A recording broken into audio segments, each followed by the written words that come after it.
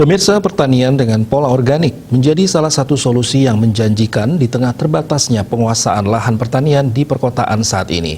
Dengan lahan yang terbatas, petani tetap berpotensi mampu berproduksi maksimal dengan kualitas hasil menyehatkan, sehingga petani pun berpotensi mendapatkan nilai jual yang pantas dari pengembangan pertanian organik.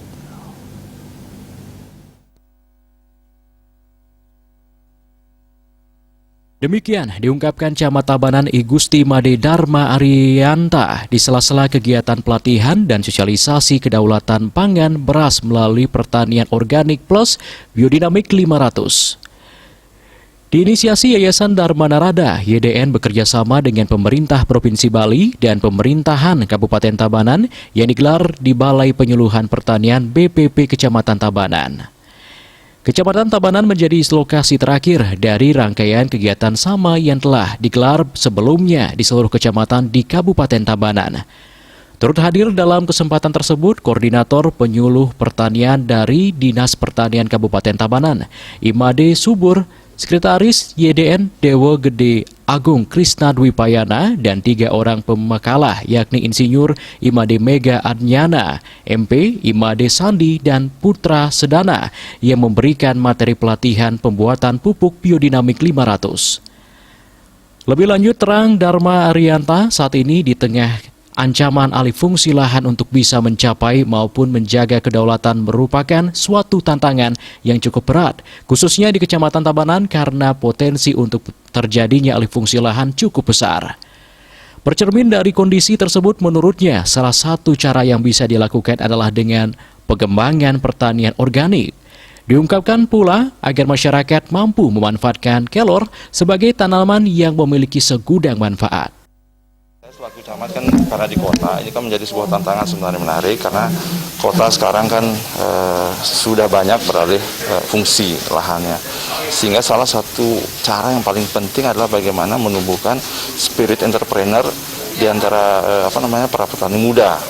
Nah, ini bisa kita lihat di pertanian organik. Misalnya sekarang karena lahan kecil, kita bisa melakukan hal-hal kecil juga, misalnya membuat tempat sayur di rumah segala macam ya. Mungkin itu salah satu yang bisa kita lakukan di Kecamatan Tabanan. Sebuah cerita yang bisa kita kembangkan terkait dengan kelor itu. Artinya ada potensi wisata kuliner yang bisa dari kelor ini? Iya, seharusnya begitu. Seharusnya begitu.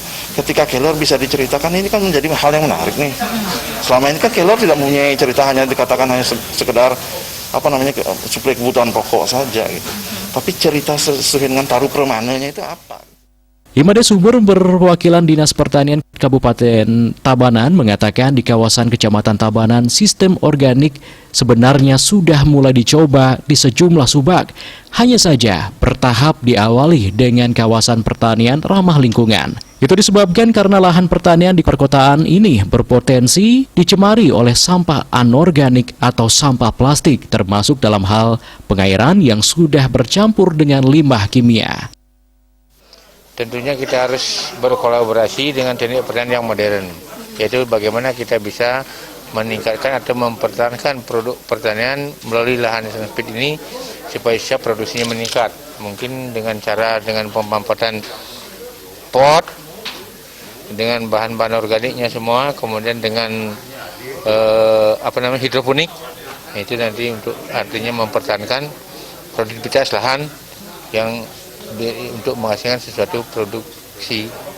Seiring dengan itu, para petani yang merupakan peserta pelatihan mengaku siap mengadopsi atau mengaplikasikan sehingga nantinya mampu menghasilkan produk pertanian mengarah ke organik atau pertanian sehat. Kramo subak sarang sami pemekas riki ring Tabanan, khususnya ring subak titiang ring buahan. Ini titiang atas nama Loyan Tandro, pekasa subak empas buahan, ngwalinin kramo subak rau kemangkin. Napi sana kenikang sana wau masalah sekali drestau peniki mangno presiden memagi antar ring sejeroning pertanian ring Tabanan pedik ngange berusaha dan ngange kimia bintek rahino sani mangkin iki mugi-mugi pemerintah niko tetap menjalankan apa tugas artinya titiang selaku pekasih menindaklanjuti kepada alit-alit dua untuk ke depan niko, karena petani mangkin niki sulit ngerakan di bidang di pertanian niki di wilayah titiang niko tetap nukari usia sampun lanjut pun piantuk kewentenan sekali mangkin niki. Kegiatan kemudian dilanjutkan dengan penyerahan bibit kelor dan toyo pance Amerta Bali secara simbolis dan diakhiri dengan praktek pembuatan biodinamik 500.